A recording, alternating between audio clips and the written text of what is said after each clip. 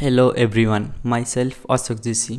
मैले चाहिँ रिसेन्टली चाहिँ क्रेटिन र पिनट बटरको बीच चाहिँ कम्पेरिजन गरेको थिएँ र मैले चाहिँ आफ्नो एक्सपिरियन्स अनुसार म चाहिँ स्किनीमा चाहिँ 50 केजीको मान्छे चाहिँ जिम जोइन गरेपछि अहिले 56.5 केजीको पुगेको छु र सुरुको 2 महिना चाहिँ मैले पिनट बटर नै खाएँ एज युजुअल। र त्यसपछि चाहिँ मैले चाहिँ थाहा छैन कहाँबाट के सोच आयो र मैले चाहिँ क्रेटिनमा सिफ्ट भएँ र जब म क्रेटिनमा सिफ्ट भएँ त्यसको 1 मन्थ पछि चाहिँ मैले चाहिँ आफ्नो बडीमा भास्ट डिफ्रेन्स देख्न सकेँ। सुरुमा चाहिँ हाम्रो एक साइडमा छ पिनट बटर जो चाहिँ हाई इन क्यालोरी हुन्छ र प्रोटिनको मात्रा पनि धेरै हुन्छ जसले हामीलाई बल्किङमा हेल्प गर्छ। अर्को साइडमा छ हाम्रो क्रेटिन जसको मेन काम भनेको चाहिँ हामीलाई इनर्जी दिने हो प्लस मसल रिकभरीमा नि हेल्प गर्छ।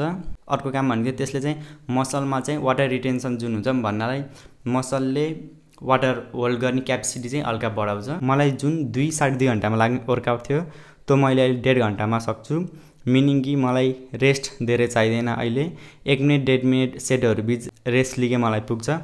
अर्को हो मैले पहिला जुन 10 केजीको डम्बलहरू उठाउँथेँ त्यो अहिले मैले 12.5 केजीसम्म उठाउन सक्छु र सपोर्ट पाएँ भने 15 केजी पनि उठाउन भएको छु।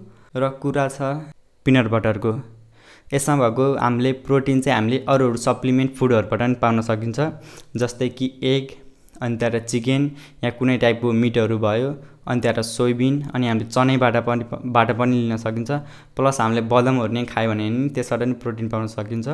अर्को साइडमा छ हाम्रो क्रेटिन र क्रेटिन चाहिँ मोस्टली हामी नेपालीहरूले कन्ज्युम गर्ने फुड चाहिँ कुनबाट पाउन सकिन्छ भन्दाखेरि एउटा छ फिस अनि अर्को चाहिँ बफ मिट र त्यसबाट नि हामीले एकदम कम मात्रामा पाइन्छ जुन चाहिँ हाम्रो बडीको लागि सफिसियन्ट होइन।